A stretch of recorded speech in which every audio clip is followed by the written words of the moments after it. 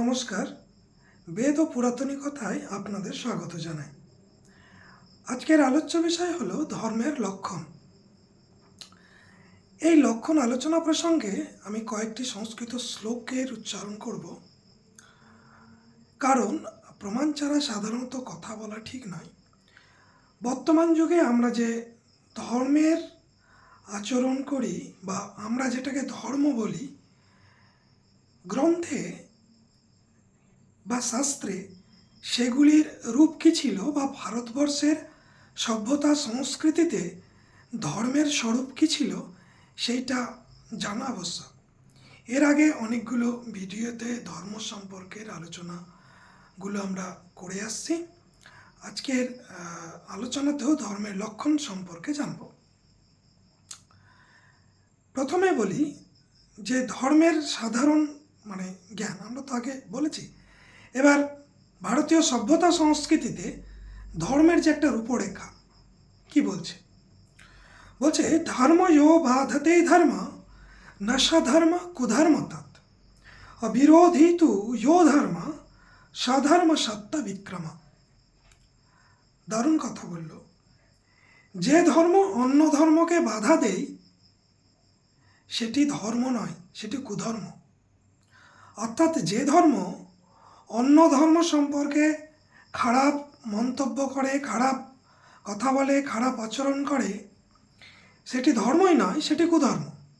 কারণ ধর্ম হলো সেটি যেটি একটি ধর্ম আরেকটি ধর্মের সঙ্গে অবিরোধীভাবে অবস্থান করবে এবং সাপোর্টিংভাবে চলবে।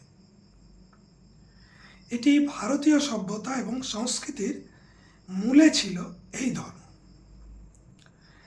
এবার ধর্মের যে লক্ষণগুলো বলা হয়েছে কি বলছে, অহিংসা সত্যম অস্তেয়ম শৌচম সংযমমেব চ এতৎ সামাসিকম প্রোক্তম ধর্মস্য পঞ্চ লক্ষণম। 5টি লক্ষণের কথা বললেন। আমরা আরেকটু মনুস্মৃতিতে এটি কথা বলা হয়েছে, ধৃতি ক্ষমা দমো অস্তেয়ম শৌচমিন্দ্রিয় নিগ্রহ ধীর বিদ্যা সত্যম অক্রোধ দশকম ধর্ম লক্ষণম। আমি প্রথমেই বলে রাখি যে মনুস্মৃতি নিয়ে অনেক তর্ক বিতর্ক রয়েছে। দেখুন, মনুস্মৃতিতে প্রচুর শ্লোক পরবর্তীকালে সংযোজন করা হয়েছে এবং অবশ্যই এখানে ব্রাহ্মণদের নিয়ে বেশি আলোচনা থাকলেও অন্যান্যদের নিয়েও আলোচনা আছে। কিন্তু সংস্করণ করতে গিয়ে, অর্থাৎ নতুন নতুন শ্লোক যুক্ত করতে গিয়ে বেশ কিছু শ্লোক রয়ে গেছে, সেগুলো কেউ বাদ দেয়নি। এবং বাদ দেয়নি বলে ধরা যায় যে নতুন শ্লোকগুলির সংযোজন কিভাবে ঘটেছে এবং পরবর্তীকালে সাধারণ মানুষ বা নিচু বর্ণের মানুষদের কিভাবে উৎপীড়ন করা যায় তার একটা রূপরেখা পাওয়া যায়। যদ্যপি মনুস্মৃতি সমাজ ব্যবস্থার অনেক ভালো কথা বলেছে, এটা আমাদের জানতে হবে। দেখুন, ধর্ম হচ্ছে যে ধর্মের যে লক্ষণ আমরা সংস্কৃত শ্লোকে বললাম, তার মোট কথায় যদি আলোচনা করি তাহলে এরূপ দাঁড়াবে। ধৃতি, ধৃতি মানে ধৈর্য ধরা। আপনি ধৈর্য ধারণ করুন, ধৈর্য ধারণ করে কোনো কাজ করুন।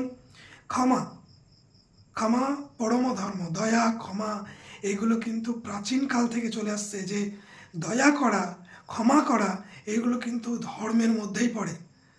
হ্যাঁ, যে দয়া, ক্ষমা এগুলো বিশাল বড় ধর্ম। কেউ অপরাধ করেছে তাকে ক্ষমা করে দেওয়া, এটাও কিন্তু একটা ধর্মের পর্যায়ে পড়ে। তবে অবশ্যই একজন যদি একই ভুল বারবার করে, একই অপরাধ যদি বারবার করে, তাহলে তাকে কদাপি ক্ষমা করা উচিতই নয়, তাকে দণ্ডবিধান করা উচিত। দম, সদাচার পালন করা, সৎ আচরণ করা। আমি এর আগেও বলেছি সৎ আচরণের কথা, সদাচারের কথা। অস্তেয়, চুরি করা, চুরি না করা। অর্থাৎ চুরি করা চৌর্যবৃত্তি ধর্ম নয়, চুরি না করা ধর্ম। তার মানে বোঝা যাচ্ছে যে মানুষকে নিষেধ করছে। বুঝতে পারছেন যে মানুষ কতটা স্বেচ্ছাচারী বর্তমানেও আছে এবং সে যুগে ছিল, যে এইগুলোকে ধর্মের লক্ষণ বলে উল্লেখ করতে চায়। অস্তেয়, চুরি না করা, চুরি বিদ্যা বলে মহাবিদ্যা যদি ধরা না পড়ে, কিন্তু সত্যি চুরি বিদ্যা অত্যন্ত ভয়ঙ্কর, উচিত নয়, এটা অধর্মের মধ্যেই পড়ে। শৌচম ইন্দ্রিয় নিগ্রহ, সুচিতা, মনের সুচিতা রাখা সর্বাগ্রে প্রয়োজন, এবং ইন্দ্রিয় সংযম করা এটিও ধর্মের মধ্যেই পড়ে। ধী, শাস্ত্র অধ্যয়ন করা, জ্ঞান অর্জন করা, বিদ্যা জ্ঞান অর্জন করা বা প্রচুর জ্ঞানের মধ্যে থাকা। সত্যম, সত্য কথা বলা, অক্রোধ, ক্রোধ না করা, এই সবই ধর্মের লক্ষণের মধ্যে পড়ে। এ প্রসঙ্গে নীতি শতকে একটি সুন্দর শ্লোক পাওয়া যায়। বলছে, যে সাম ন বিদ্যা ন তপো ন দানম, জ্ঞানম ন শীলম ন গুণো ন ধর্ম, তে মর্তলোকে ভুবি ভারভূতা মনুষ্য রূপেণ মৃগাশ্চরন্তি। যিনি বিদ্যা, তপ, দান, জ্ঞান, শীল এইসবের আচরণ করেন না, তিনি মর্তলোকে পৃথিবীতে মনুষ্য রূপে জন্মগ্রহণ করলেও সে পশুর সমানই। তো এই হচ্ছে ধর্মের সাধারণ লক্ষণ। ধন্যবাদ, পরের ভিডিওতে আবার দেখা হবে।